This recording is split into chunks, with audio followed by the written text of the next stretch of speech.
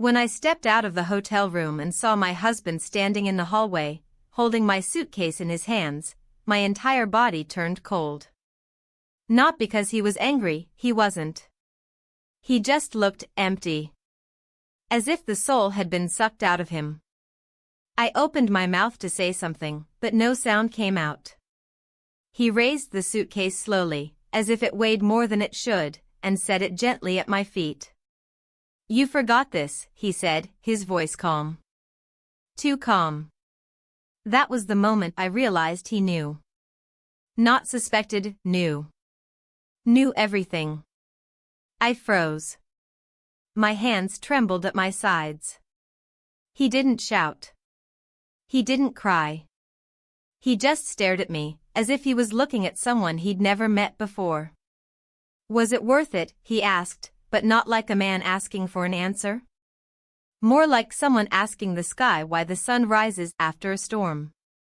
My lips parted. I wanted to say I was sorry, but I wasn't even sure anymore what I was sorry for. For the lies? For feeling alive again? For choosing myself? He waited a moment longer, then turned and walked away. And I stood there, paralyzed, knowing I couldn't chase after him. Because 3 months ago, I crossed a line I swore I never would. I made a choice that can't be undone. And now I need to tell you how it all started. Before I unfold the secret I tried to bury so deeply, leave a comment below telling me where you're watching from. And tell me, have you ever done something you thought you'd never do, just because for one brief moment, it made you feel alive? It was a Tuesday when I noticed the change. Not in my husband, he was the same. Gentle. Predictable. Soft around the edges from years of routine and quiet dinners and weekend grocery runs. No, the change was in me. It started with a blouse. Silky, green, a bit too snug around the waist but flattering in a way that made me pause. I hadn't worn it in years. That morning, I stood in front of the mirror and smoothed it over my hips, asking myself why it mattered. Who was I trying to impress? My husband didn't notice what I wore anymore. He noticed if there was coffee. If I'd remembered to pick up his dry cleaning. If the bills were paid on time. But I wore it anyway. And I did my makeup more carefully than usual, adding just a touch of color to my lips that made me look awake. I didn't think of him yet, the man who would later turn my world upside down. At that point, I just needed to feel something shift. Something real. At the office, things were normal. I answered emails. Sorted documents. Nodded through a budget review meeting. Until a new face appeared in the conference room. A man. Tall, composed, with that calm authority that doesn't need to prove itself. He introduced himself simply, confidently. The new regional director. No pomp, no arrogance. Just presence. When he looked at me, I didn't flinch. I held his gaze, because I didn't think it meant anything. But something flickered just beneath the surface. A moment too long, a blink too slow. It was subtle. But I felt it. Like a draft through a closed window you didn't realize had a crack. After the meeting, I told myself it was nothing. He was polite with everyone. He probably didn't even remember my name. But for the rest of the day, I kept thinking about how he said thank you when I handed him a printout. The way his voice dipped at the end. As if he meant it. That evening, my husband and I had dinner in silence. The TV murmured in the background while we ate. He asked how my day was. I said fine. He didn't ask anything else. I didn't offer anything more. I thought of the new director again as I washed the dishes. Not in a romantic way. Not even in a curious way. It was more like remembering a scent you didn't expect to like. Familiar but unexplored. And somehow, that thought stayed with me longer than it should have. Over the next few days, I noticed the small things. How I started putting a bit more effort into my outfits. How I stood a little straighter when I walked past his office. How I paused, just slightly, if I heard his voice down the hall. He never singled me out. Never flirted. But once, in the break room, he said, "You handle pressure better than most people here." I smiled and said thank you. My hands shook slightly when I poured my coffee afterward. At night, I lay next to my husband in bed. I could hear his slow, steady breathing. He fell asleep quickly, as always. But I stayed awake, staring at the ceiling, wondering when the silence between us had grown so wide. One afternoon, a coworker mentioned that the director had asked for me to be part of a small task force. "You're good with details," she said. "He trusts your judgment." I nodded, pretending to be neutral. But inside, a ripple moved through me. Me? Why me? I told myself not to read into it. But then I remembered that blouse. The green one. I had worn it again the day he asked. Coincidence, I said. But deep down, I wasn't sure. The task force met once a week, and every time I sat across from him at the table, I felt as if something invisible was pulling at the air between us. Still, we kept it professional. Always professional. My colleagues joked about his strict style, his precision. I smiled, nodded, said nothing. I didn't want anyone to notice how my chest tightened when he stood too close. Or how I found excuses to linger a moment longer after meetings ended. At home, I became more distant. Not out of cruelty, but confusion. My husband started to ask, gently, if something was wrong. I told him I was just tired. Work was stressful. Deadlines.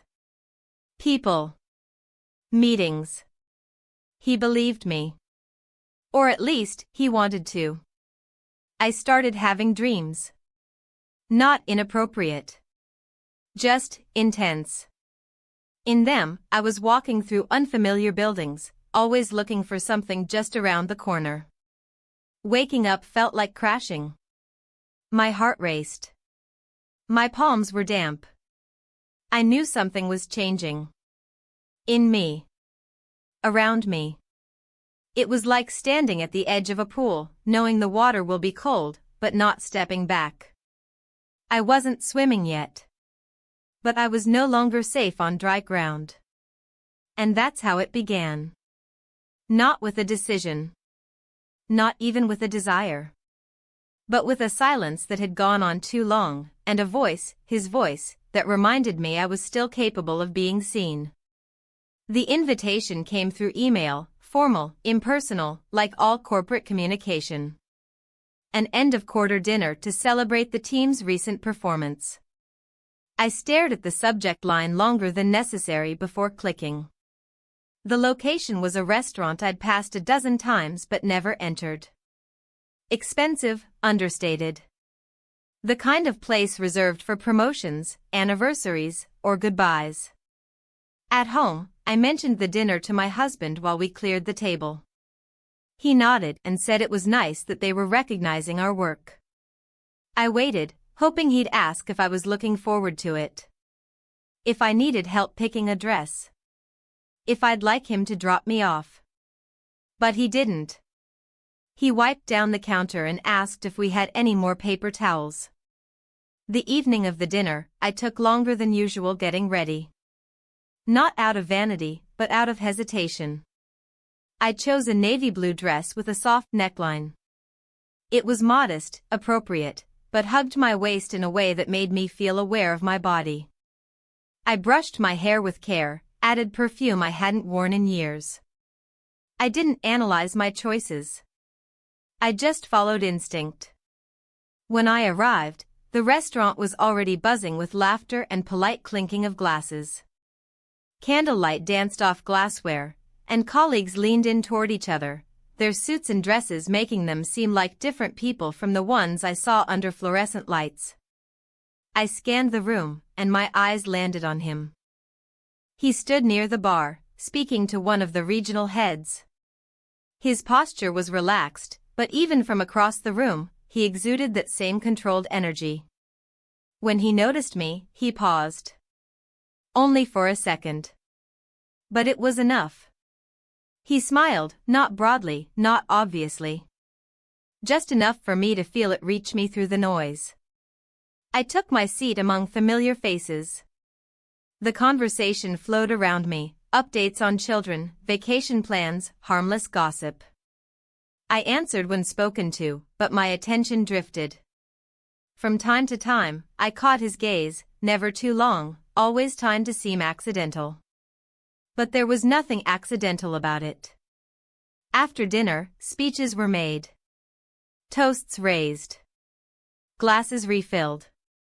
People began to rise, drifting toward the bar, the patio, the small corners where conversations turned more personal.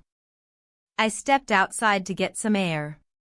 The night was cool, and the city lights blinked in the distance. He appeared beside me without warning. Not too close. But not far. "Nice evening," he said.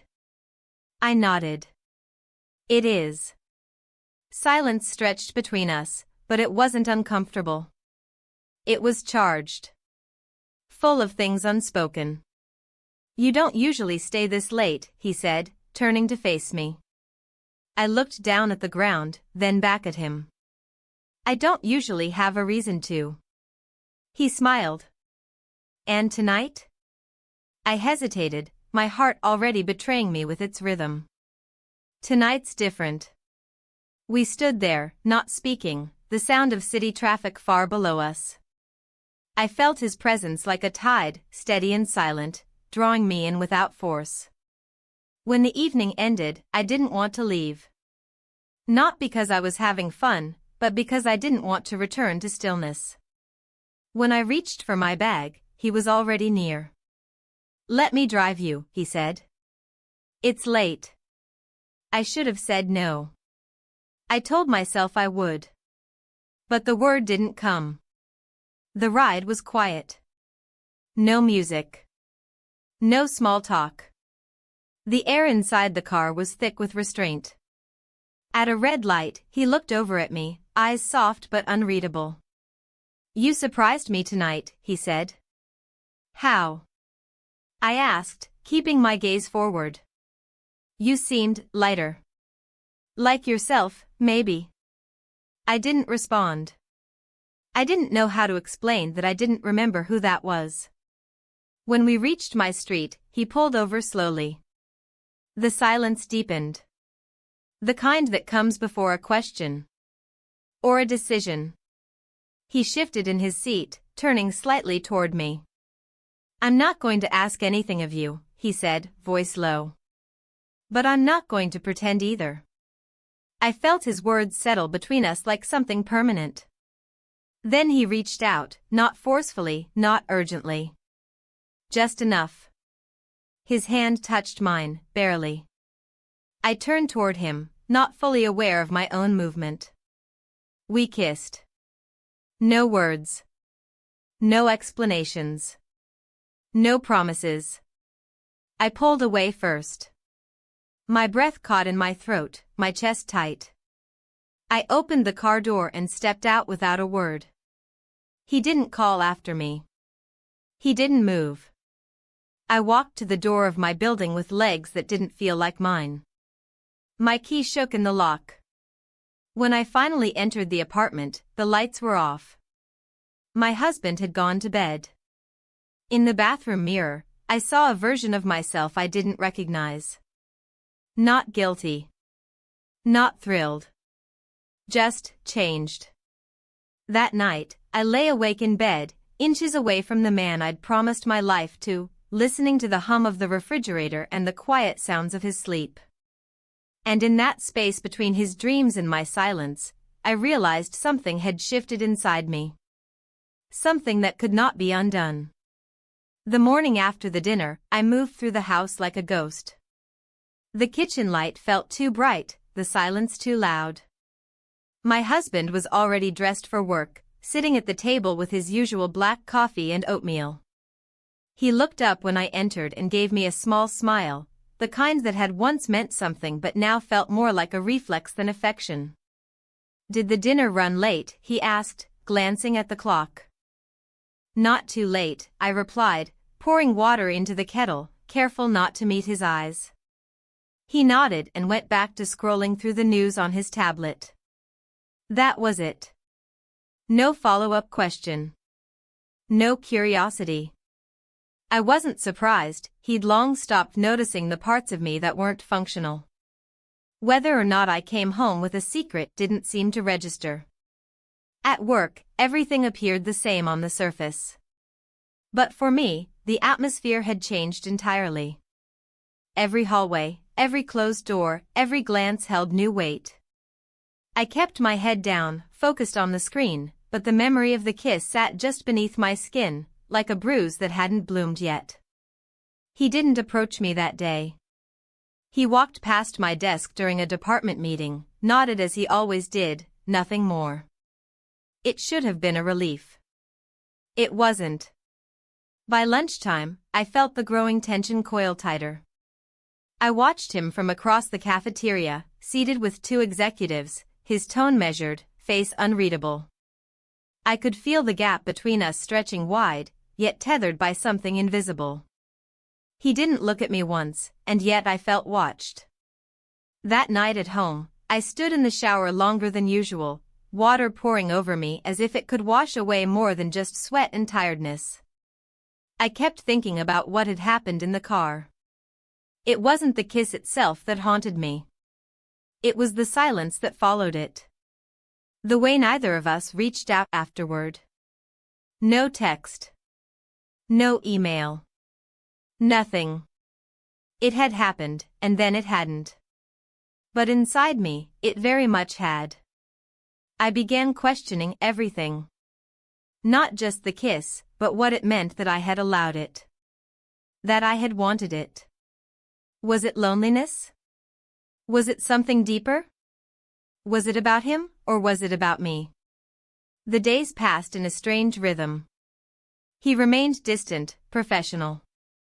There was no suggestion of anything else, and yet his presence seemed to fill every space I entered. I watched myself carefully, how I dressed, how I walked, how I spoke. As if one misstep could betray me. A few days later, I received an email. A task force had been assembled for a special project launching next quarter. I had been selected. He was overseeing it. It felt coincidental. But I knew it wasn't. At the kickoff meeting, he greeted everyone evenly, his tone calm, respectful. When he spoke to me, there was no shift in his voice. He didn't smile. He didn't pause. But when he handed me a folder, our fingers brushed for a split second. It could have meant nothing. It didn't. The project required weekly meetings in a small conference room on the 7th floor, away from the main bustle of the office. It was glass-walled but private enough to feel exposed. Each week, I sat across from him, our conversations clipped, focused on tasks and timelines. Yet between the lines, something thrummed beneath the surface. One afternoon, I dropped my pen during a meeting. As I bent to pick it up, he was already doing the same. Our hands touched again. This time, I looked at him fully. He looked back. There were no words. After that, I started to avoid being alone with him. I came to meetings last, left first. I asked a colleague to handle email threads. I stopped going to the break room. But the more I tried to create space, the more I noticed his absence. And his silence, carefully constructed, meticulously polite, became unbearable. At home, I was distracted. Distant. My husband asked if something was wrong. Just work, I said, the lie coming too easily now. He offered to plan a weekend getaway. Just the two of us. A cabin up north. Fresh air. No phones. I smiled and said it sounded nice. But the truth was, the thought of being alone with him, truly alone, filled me with dread. Not because I didn't care, but because I knew what it would show. That I had drifted so far away, I might not be able to find my way back. One night, unable to sleep, I opened my laptop and began writing a list. A list of what I had. What I stood to lose. I wrote his name at the top, then scratched it out. Then wrote my husband's. Then scratched that out too. I wasn't choosing between two men. I was choosing between two versions of myself. The version I had built carefully, year after year, one grocery run and tax return at a time. And the one that had been hiding beneath the surface, waiting for the smallest crack to slip through. Neither felt complete. And for the first time in my life, I didn't know who I was trying to become. The next meeting took place on a rainy Thursday. The sky hung low and gray, and the office buzzed with a kind of static energy that always came with storms. I had barely slept the night before. My thoughts kept folding into themselves, never settling, like the pages of a book caught in wind. When I arrived, the conference room was already half full. I took the last seat on the opposite end of the table from him. He didn't look up when I entered, but I could feel the shift in air, the subtle realignment of silence. He kept his tone even, his words precise. I jotted down notes with too much focus, my pen digging deep into the paper. When the meeting ended, I gathered my things quickly, eager to escape the proximity. But just as I stepped into the hallway, I heard him call my name. Not loud. Just enough to stop me. I turned slowly, already preparing myself for something I wasn't sure how to handle. But all he said was, "Can we talk for a moment?" I nodded, wordlessly, and followed him down the hall. We entered one of the smaller side offices, and used and dimly lit. He didn't close the door. He didn't need to. For a few seconds, we stood there, facing each other with the kind of quiet that is thick with everything left unsaid. Then he spoke. "I never wanted to put you in a position that made you uncomfortable." I swallowed hard. "You didn't." He shook his head gently. "I did. I know I did. And I'm sorry." I wanted to tell him it wasn't that simple. That it wasn't about blame. That the discomfort wasn't entirely unwelcome. But the words sat heavy on my tongue. "This doesn't have to mean anything," I said finally, my voice low. His eyes searched mine. "But it does." I left the room first, heart pounding, hands clammy. I returned to my desk and sat still for a long time, staring at the screen without seeing anything. My email inbox blinked with new messages, but none of them mattered. That night, I walked home from the station instead of taking the bus. The rain had slowed to a mist, and my shoes soaked through within minutes. I didn't care. The cold grounded me, kept my thoughts from spinning too far. At home, my husband was making spaghetti. The kitchen smelled of garlic and oregano. He looked up and smiled as I walked in, brushing rain from my sleeves. "You look soaked," he said. "Bad day?" "No worse than usual," I answered, forcing a small laugh. We ate together at the table, and he talked about something he'd read, an article about retirement planning, I think. I nodded at the right times, smiled where it felt appropriate. But inside, I felt like I was watching us from the outside, like a stranger watching someone else's life unfold in a house that no longer felt like mine. That weekend, I stayed quiet. I cleaned out the closet, sorted bills, did all the normal things.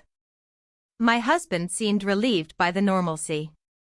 I think he had sensed a change in me recently, but this quiet version of me seemed to reassure him.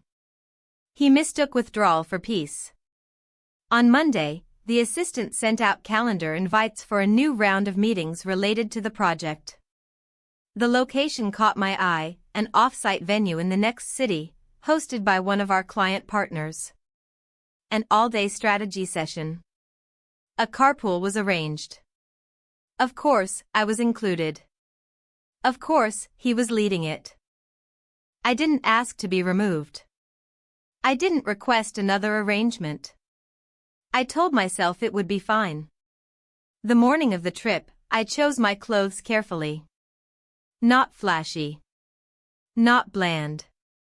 A simple blouse, fitted slacks, a coat that framed me neatly. I tied my hair in a low bun. Not too formal. Not too casual. I looked in the mirror and told myself that I was going as a professional. That was all. He picked me up outside the office. The car was clean, the music soft. We greeted each other with polite nods, and I buckled my seatbelt in silence. For the first 20 minutes, we didn't speak. The highway stretched ahead of us, wet from the night's rain. I watched the blur of trees and signs pass by, my hands clasped in my lap. "You don't have to be afraid of me," he said eventually, not looking away from the road. "I'm not," I replied. "I think you are." "I'm afraid of myself," I said, and regretted the honesty the moment it left my lips. He didn't answer. But he didn't need to. The weight of our shared silence filled the car again. At the venue, we kept things professional. We interacted with colleagues, led group discussions, reviewed data.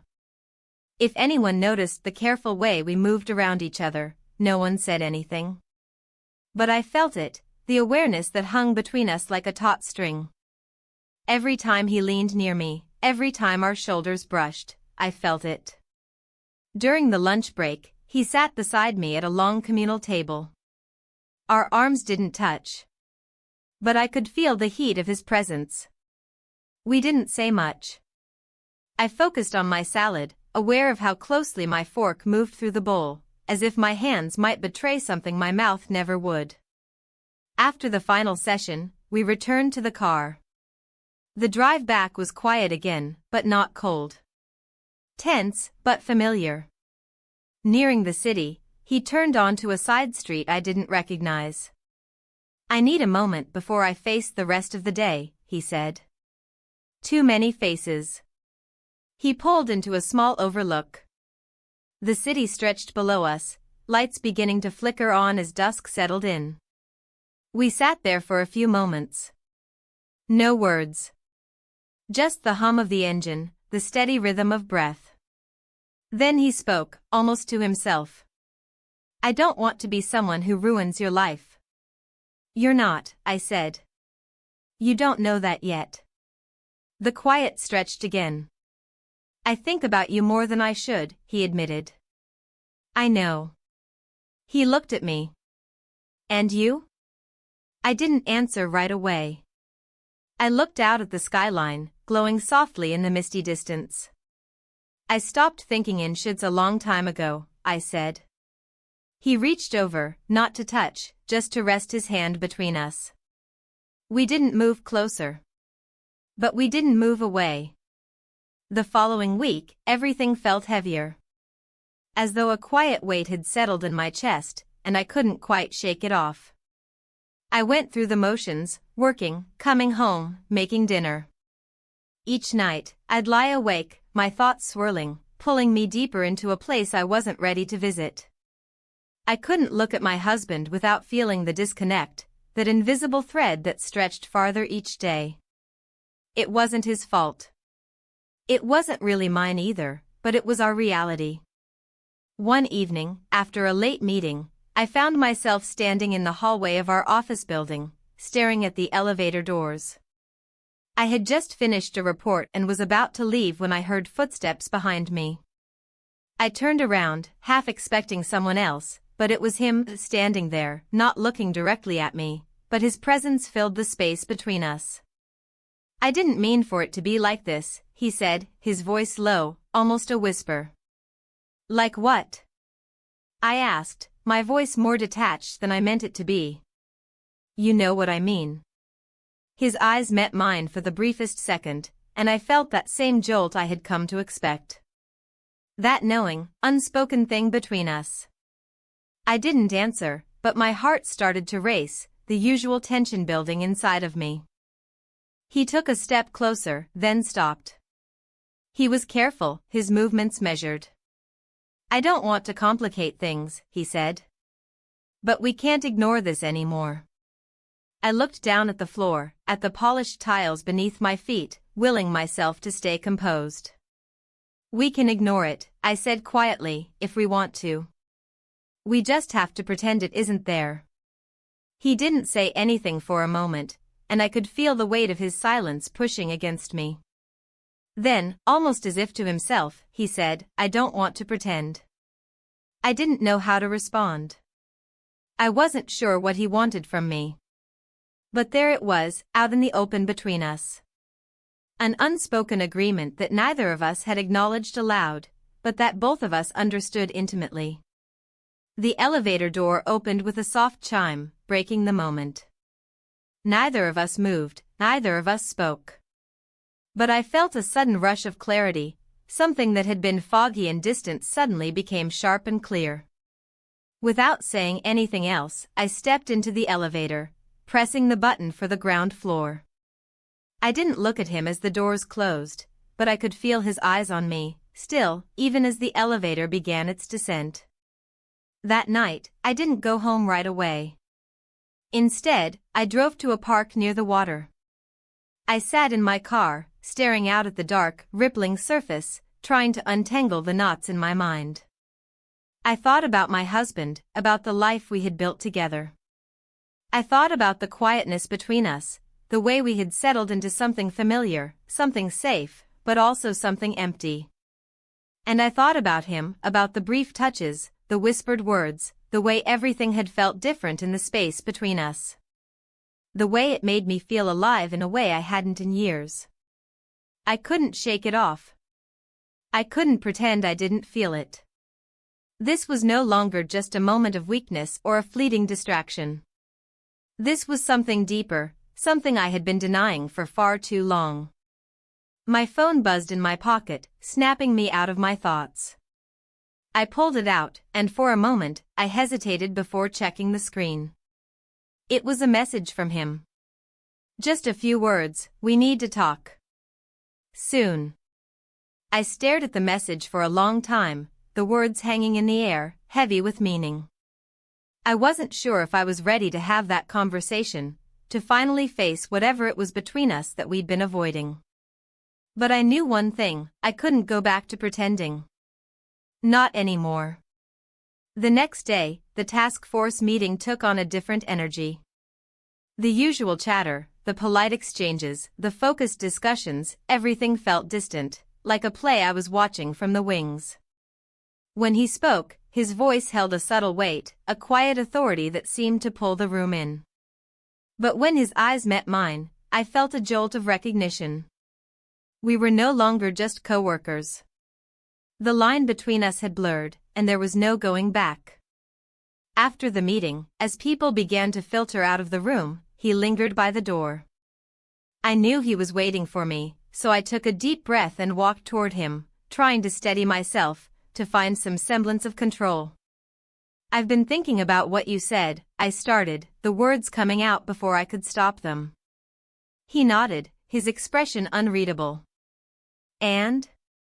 I hesitated, unsure of how to phrase it, unsure of what I was about to say. I think we need to be honest with ourselves. About what this is. He didn't respond right away, and I could see the tension in his jaw, the way his hands gripped the edge of the table. Finally, he looked at me, his eyes searching mine. I don't want to lose you. The words hit me harder than I expected. It wasn't what I had anticipated him to say. And it wasn't what I was ready to hear. I didn't know how to respond. We can't go back, I said quietly. But I don't know what comes next. He stepped closer, his presence overwhelming in the small room. He wasn't touching me, but I could feel the space between us grow smaller with each passing second. We'll figure it out, he said, his voice low, determined. Together. I shook my head, unsure of what I was supposed to feel. There was no easy answer, no clear path. But there was one thing I was sure of: I couldn't ignore this anymore. I couldn't keep pretending. For the rest of the day, I felt a sense of unease settle over me. It wasn't guilt, exactly, but something else, something deeper. A weight, heavy and unrelenting, pressing against my chest. And when I walked into the office the next day, the familiar hum of activity felt distant, like I was watching it all from a faraway place. My thoughts kept drifting to him, to the things left unsaid, to the tension that simmered just beneath the surface. It wasn't enough to say nothing. It wasn't enough to pretend we didn't feel it. And it wasn't enough to just keep going. I had to make a choice. And I didn't know if I was ready to face the consequences. The days after our conversation felt like a blur, each one running into the next with an unspoken tension thick in the air. At work, I kept my interactions with him professional, but it was harder than I anticipated. Every glance felt charged. Every word, carefully chosen. Yet, there was a subtle pull I couldn't ignore, like a magnet drawing me closer, despite my attempts to keep my distance.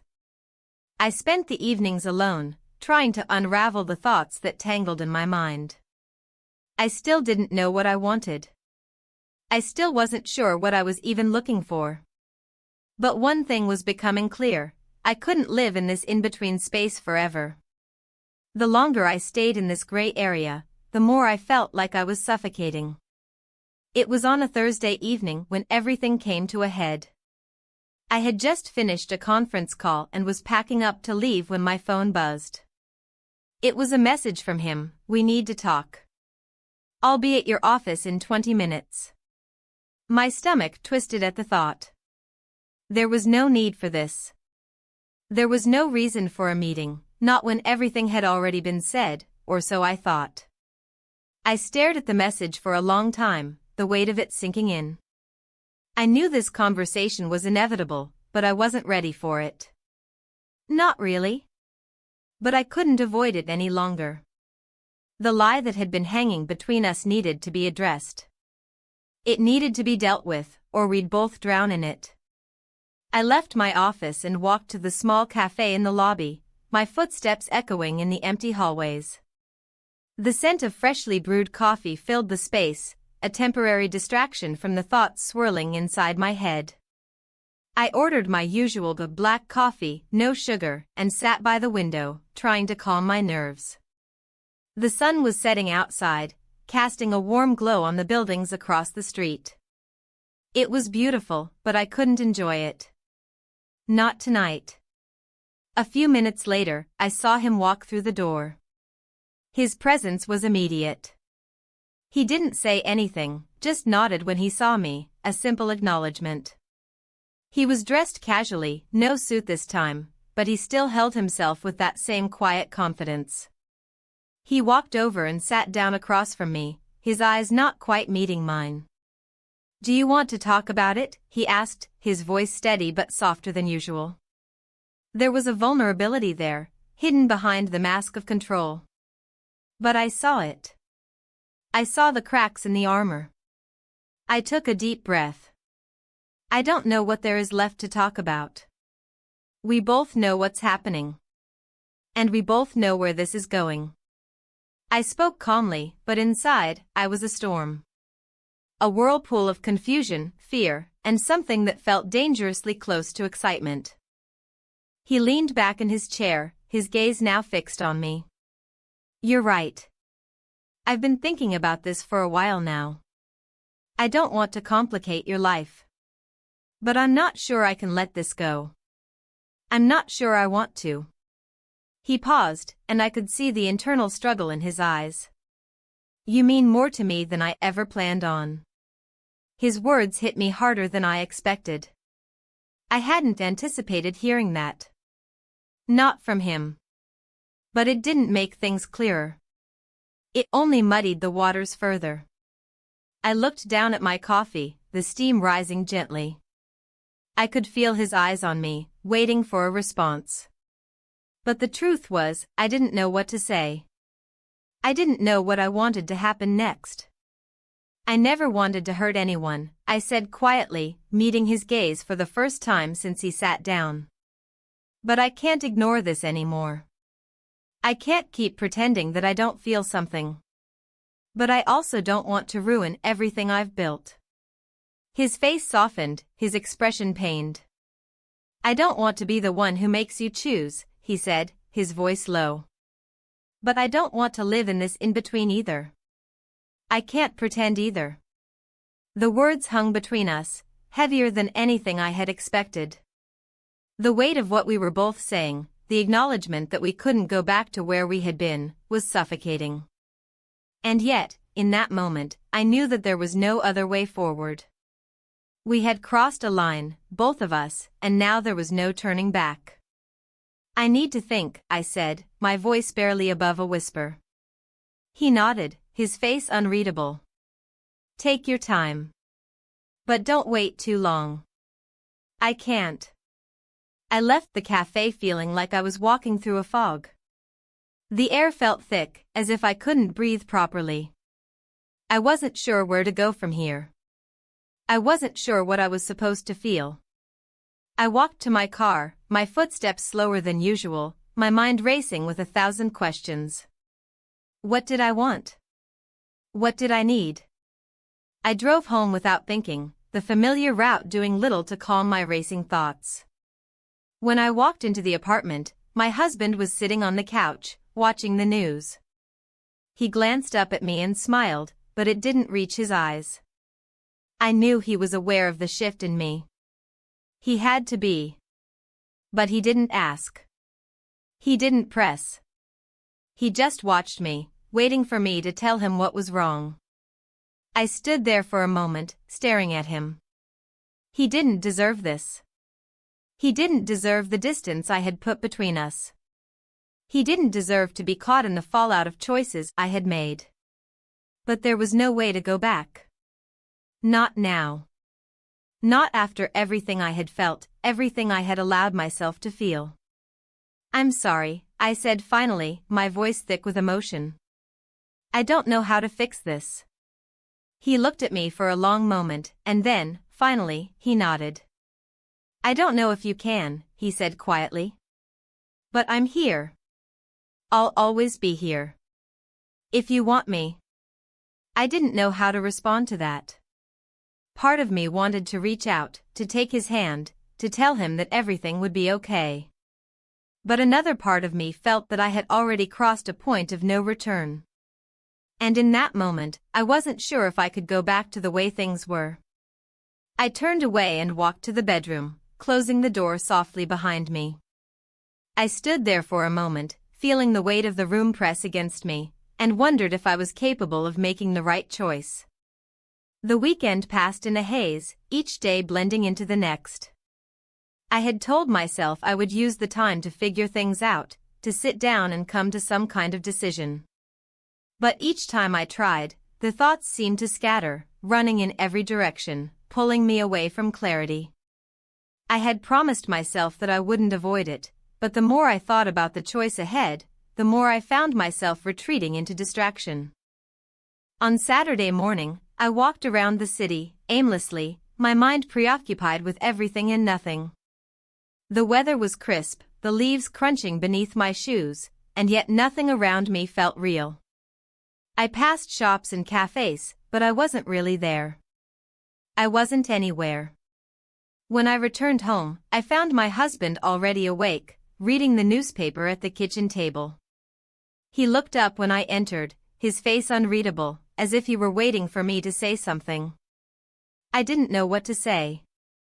The silence between us had stretched so long, so far, that it seemed impossible to break it now. Good morning, he said, his voice steady, like he was reciting a line he'd said 1,000 times before. Morning, I replied, but it felt hollow. He put the newspaper down and glanced at me, his eyes soft, as if searching for something in me that I wasn't sure I could give. Do you want to talk about it? I shook my head, the words stuck in my throat. I didn't know how to explain. How could I? How could I put into words what I was feeling when I didn't even understand it myself? I turned away, not wanting him to see the frustration that I couldn't hide. The confusion. The guilt. I walked to the living room and stared out the window, trying to focus on something outside, anything that could pull me out of my own head. But the more I looked at the world, the more I realized I couldn't escape it. I couldn't escape the decision that had to be made. By Sunday night, I had received no word from him. The man who had pulled me into this world, who had said things I couldn't forget, hadn't reached out. I sat by the phone, staring at it, waiting for it to ring, for him to text, but nothing came. I felt a strange mixture of relief and disappointment. It was as though he was giving me space, leaving me to figure this out on my own. But I didn't want space anymore. I wanted a solution. I wanted some sign, something to tell me what to do next. My husband was in the kitchen, preparing dinner. The sound of the chopping board, the sizzle of food in the pan, it all felt so familiar, so comfortable. Yet I could feel the distance growing. He called me over when the meal was ready, and we ate together in silence.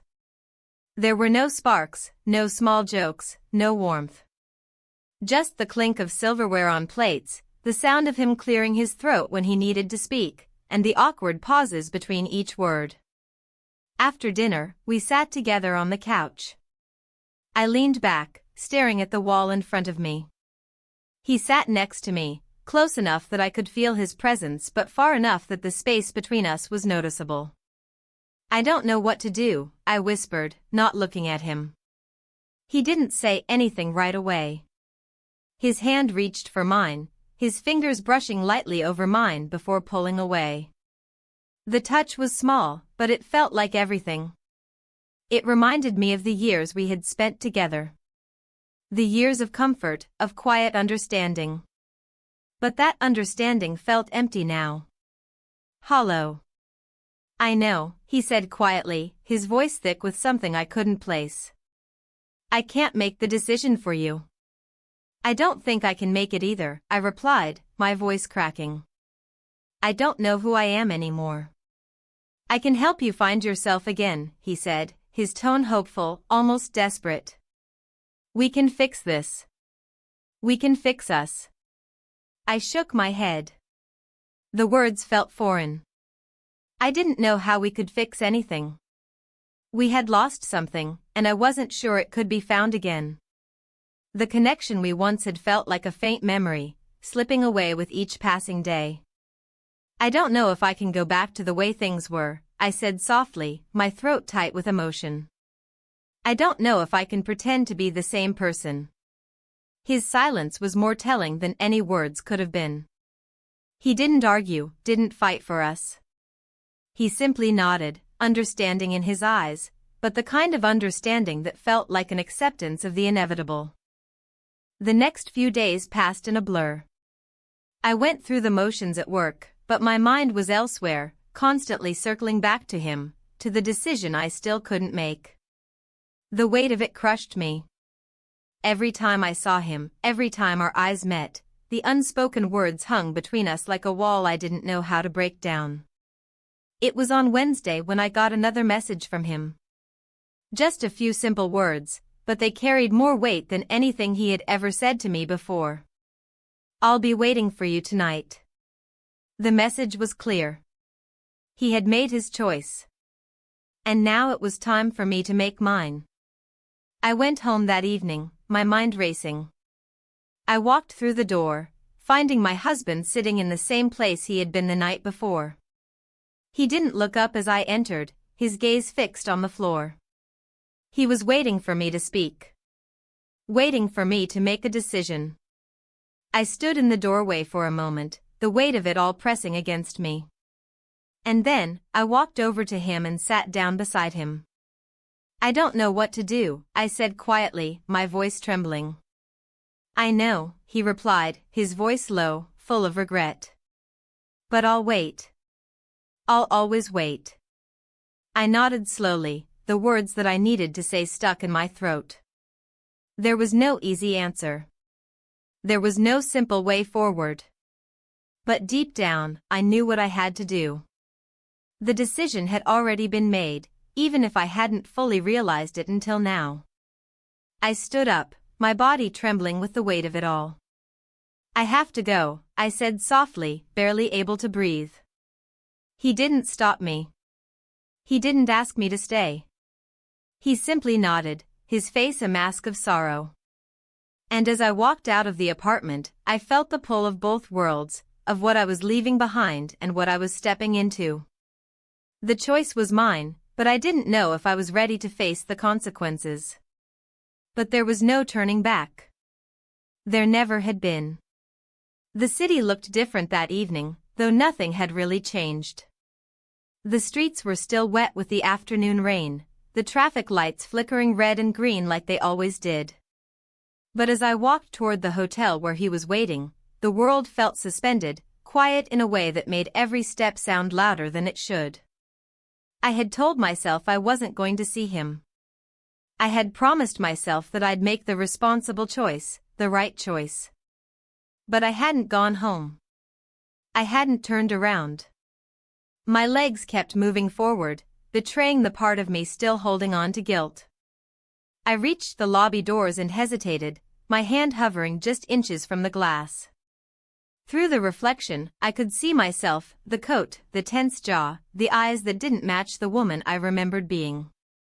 But I pushed forward anyway. He was already in the lounge, seated by the window, one hand resting on the armrest, the other loosely holding a glass of water. He looked up as I approached, and for a moment, neither of us spoke. There was no need to. My presence had already said what I couldn't. "Hi," I said softly, sliding into the seat across from him. His expression didn't shift much, but his eyes flickered with something like relief. Or perhaps resignation. He nodded once, offering a small smile that didn't quite reach his lips. We sat in silence for a long while, just watching the rain collect along the edges of the window. "I wasn't sure if you'd come," he said eventually, his voice even, almost cautious. "I wasn't sure either," I admitted, wrapping my hands tightly around the cup of tea I had barely touched. But I couldn't stop thinking about everything. About how far this has all gone. He leaned forward slightly, resting his elbows on his knees. "You don't owe me anything," he said. "Not an explanation, not an apology. But I owe myself something," I replied. "I've spent so many years doing what I was supposed to do. Being who I was supposed to be. And somewhere along the way, I stopped asking what I actually wanted." He didn't interrupt. He let the words settle. "I used to think that feeling nothing was better than feeling too much," I continued, staring down at the cup in my hands. "That a quiet life was enough. That if I kept things steady, if I avoided risk, then I wouldn't lose anything." "And now?" he asked. "Now I realize I've been slowly disappearing," I said, barely above a whisper. "And I didn't notice it until you looked at me like I was still someone worth seeing." He shifted in his seat, but didn't speak. He looked at me with a kind of tenderness that made my chest tighten. "I'm not here to make promises," I said. "I don't even know what comes next. I just know that I needed to stop pretending." The waiter came by, asked if we wanted anything else, but we both shook our heads. The moment wasn't about food or drinks. It was about acknowledging the truth that had been quietly building for weeks, maybe longer. Later that night, we walked together through the quiet hallways of the hotel. Neither of us spoke. We didn't have to. There was something reverent in the silence, something that didn't need language. I could hear the soft hum of electricity in the walls, the faint thud of distant doors closing, the echo of our footsteps. He opened the door to his room and held it without a word. I stepped inside. We spent the night together. There are no details I need to share beyond that. Not because I want to protect anyone's dignity or hide behind modesty. But because the moment wasn't about the act, it was about everything that had led us there. Every glance. Every choice. Every silence that had screamed louder than words ever could. In the early hours of the morning, I lay awake next to him, eyes fixed on the ceiling. He was asleep, or at least very still, his breathing slow and deep. I listened to the rhythm of it, unsure if it comforted me or made me more aware of the weight I now carried. I wasn't thinking about what would happen next. I wasn't thinking about my husband, or work, or consequences. For the first time in a long time, my mind wasn't racing. It was still. And in that stillness, I realized something simple. I had crossed a line I could never uncross. There would be fallout.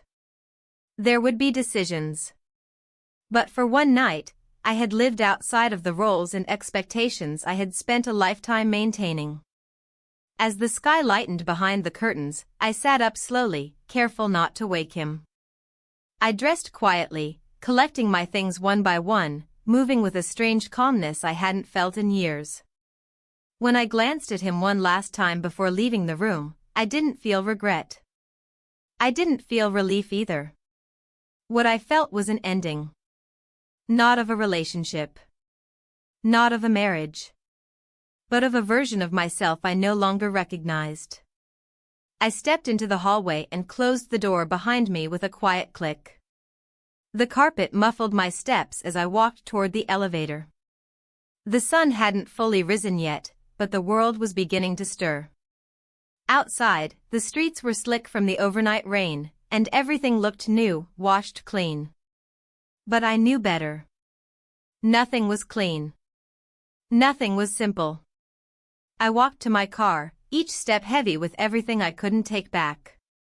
And yet, I kept moving. Because whatever came next, whatever pain, whatever clarity, whatever consequence, I was done living as a shadow of myself. And for better or worse, the woman who had walked into that hotel was not the same woman who walked out. The next few days unfolded slowly, like a photograph coming into focus, each moment sharper than the last. I kept busy with work, as usual, pretending I hadn't crossed a line I couldn't unstep, pretending nothing had changed. But everything had changed. I felt it in the hollow of my chest, the tightness in my throat, the way my body seemed to hum with a quiet energy, like a string pulled too tight. The office was quieter than usual. I couldn't decide whether it was because I was more aware of my own movements or because the space between us had finally been acknowledged, quiet, subtle, and inevitable. I couldn't look at him the same way anymore. Every time our paths crossed, my pulse quickened, the weight of what we had shared heavy in the air. But we said nothing. We did nothing but speak in the language of work, pretending that everything was the same, pretending that we hadn't become something we couldn't undo. I hadn't told him what I planned. I hadn't told him if I would make the decision to leave or stay. I hadn't told him anything at all, even though it was all I could think about. The days blurred into one another, and still, there was no word from home. No questions, no confrontation. Just the gentle hum of routine, the quiet sadness hanging between us, waiting for something to give. I knew he had sensed the shift. I could feel it in the way he looked at me, like he was waiting for something too. I wasn't sure if he was waiting for me to come back to him or waiting for me to leave.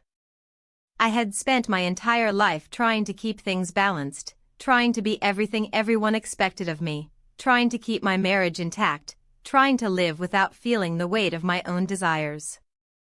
But now, as I sat in the quiet of my apartment after another long day, I realized that I couldn't live for everyone else anymore. I couldn't keep pretending. I couldn't keep making myself small. I had done it for too long, and now the cracks were showing. And yet, the thought of leaving was just as unbearable. Leaving meant leaving behind everything, everything I had known, everything I had built. The house, the routine, the familiar comfort of a life that, for all its stagnation, had been safe. I had grown comfortable with it. But that wasn't the same as being happy.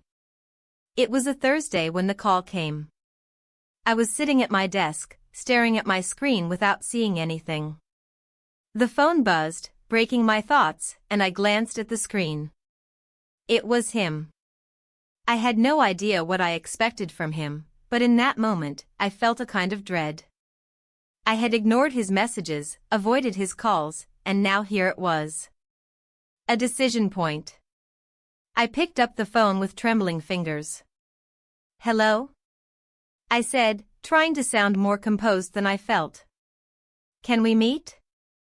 His voice was calm, steady, but there was an undercurrent of something unspoken. "I need to talk." I closed my eyes for a moment, my heart beating too fast. This was it.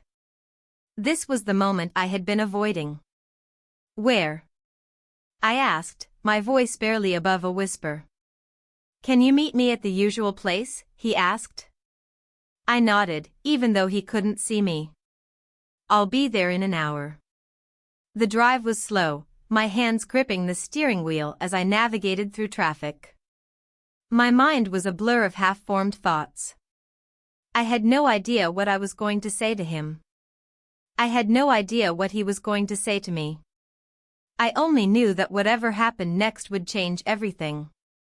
When I arrived, he was already sitting at the table.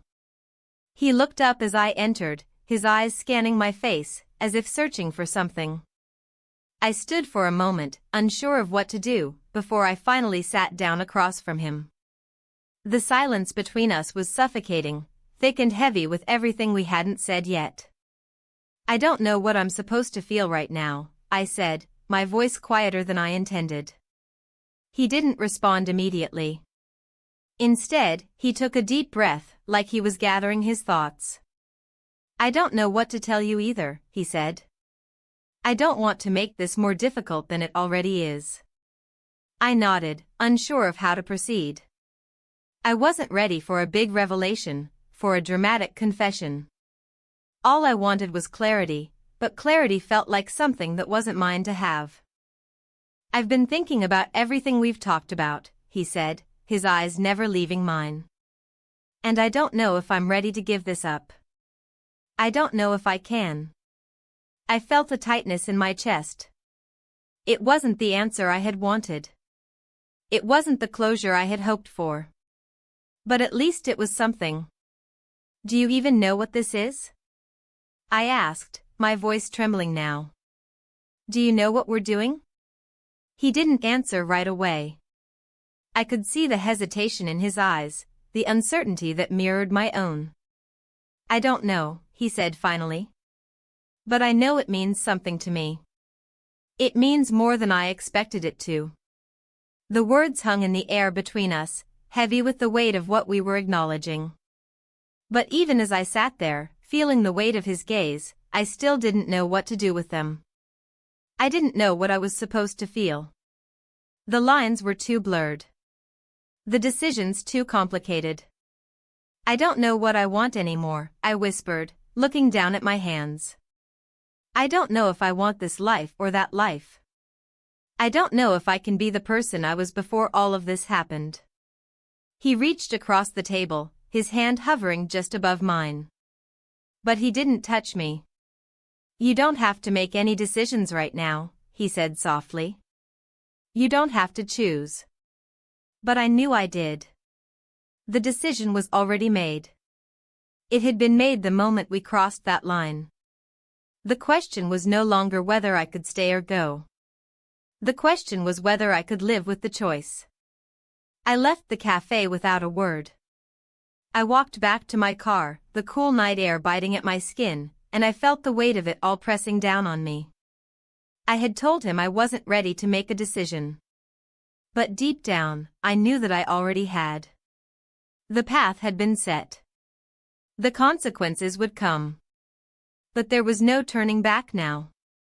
And as I drove back home, I knew that the only thing I could control now was how I would face the consequences of what I had done. I woke up the next morning with the weight of everything pressing down on me, heavier than the blankets piled on my bed.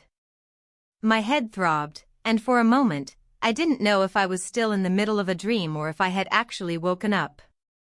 But the sound of my husband in the kitchen, the soft clink of plates, the sizzle of bacon reminded me of where I was, of the life I had built, of the life I was about to tear apart. I rolled out of bed and walked to the bathroom, the cool tiles against my feet grounding me, reminding me that this was real. I stared at my reflection in the mirror, the same face I had seen 1,000 times before, but now it seemed foreign. It felt like I was looking at someone else, someone who had made choices she couldn't undo, someone who didn't know what she wanted but knew she could never go back. The sound of footsteps brought me back to reality, and I heard the soft knock on the bathroom door. "You up?" my husband's voice called through the wood. I didn't answer right away. What was I supposed to say? How was I supposed to explain the mess I had created, the confusion that had taken root in my chest and was slowly choking me? I had tried to ignore it, to live in the quiet spaces where everything seemed manageable, but I had crossed a line. There was no going back. There never had been. I took a deep breath and opened the door, forcing a smile, a mask of normalcy. "Yeah, just getting ready." He smiled back, but it was strained. "I made breakfast. You want some?" I nodded, still unable to meet his eyes. We walked to the kitchen in silence, the weight of the unspoken words hanging between us. I sat down at the table, the plate he set in front of me suddenly too heavy. The eggs were cold, the toast slightly burnt, but I forced myself to take a bite. Each chew felt like a lie. "How's work?" he asked, his voice casual, but I could hear the edge of something else beneath it.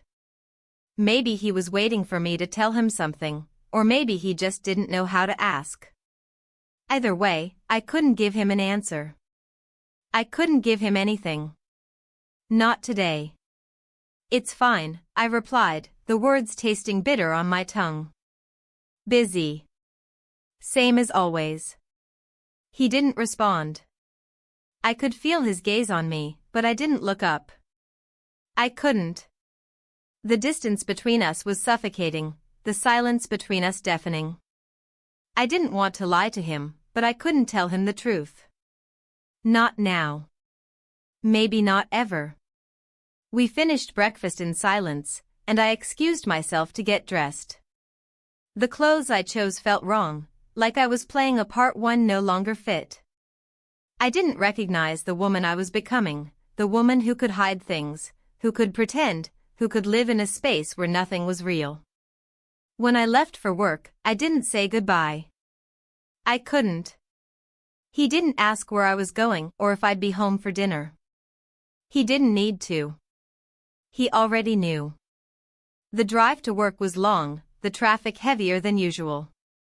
My thoughts were a constant swirl, and I couldn't focus on the road. My hands gripped the steering wheel, knuckles white, my mind trapped in a cycle of questions and regrets. How had I gotten here?